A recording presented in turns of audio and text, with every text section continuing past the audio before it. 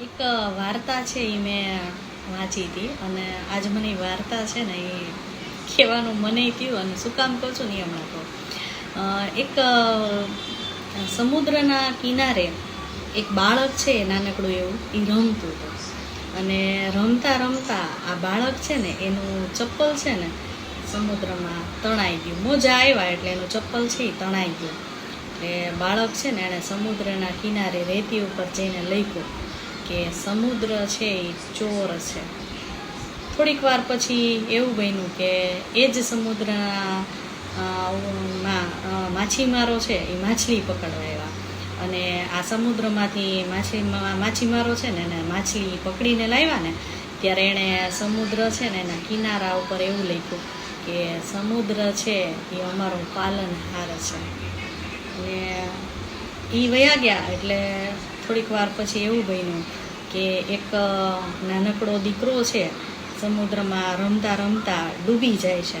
ત્યારે એ દીકરાની માં છે એણે દુઃખી હૃદય એવું લખ્યું કે સમુદ્ર છે એ મારા દીકરાનો હત્યારો છે.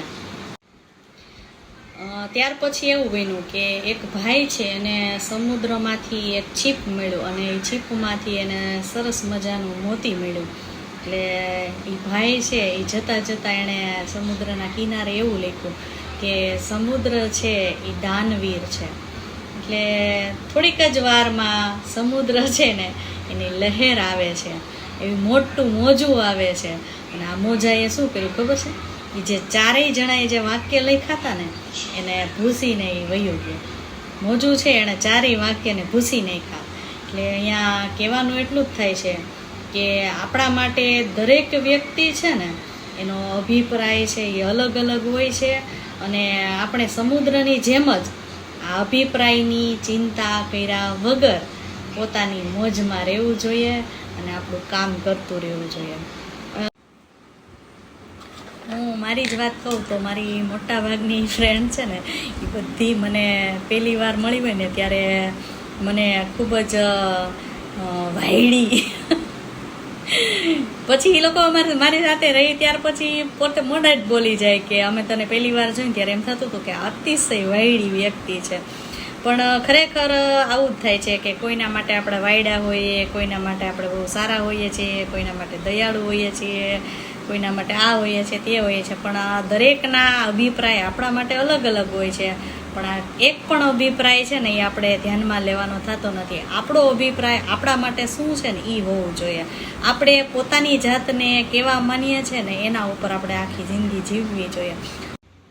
એટલે હું તો એવું વિચારું છું કે લોકોના અભિપ્રાયો છે એ દરેક માટે અલગ અલગ હોય છે.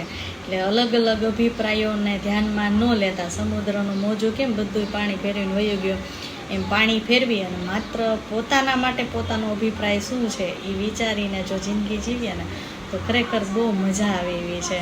એટલે મને હજી વિચાર આવી ગયો કે વાત સાચી છે. લોકો આપણા વિશે શું વિચારે છે એ વિચાર જો કરીએ ને તો આગળ વધી શકાતું નથી. એટલે માત્ર પોતાનો અભિપ્રાય ધ્યાનમાં રાખવો લોકોના આપણા વિશે, કારણ કે આપણે દરેકને અલગ અલગ જ લાગવો ને. તમારા વ્યવહાર ઉપરથી દરેક વ્યક્તિ છે એ તમને જજ કરીને વયા જાય છે. કોઈ આપણને સારા ગણે, કોઈ ખરાબ ગણે, કોઈ ઓલા ગણે.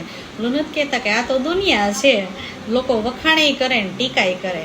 એટલે વખાણ કરે તો છકી ન જવાય અને ટીકા કરે તો આપણે નાસીપાસ ન થઈ જવું જોઈએ અને આગળ વધવું જોઈએ. અને જો આવી રીતે આપણે આગળ વધશું ને તો ખરેખર આપણે આગળ વધી શકશું અને જીવવાની તે એટલી મજા આવે.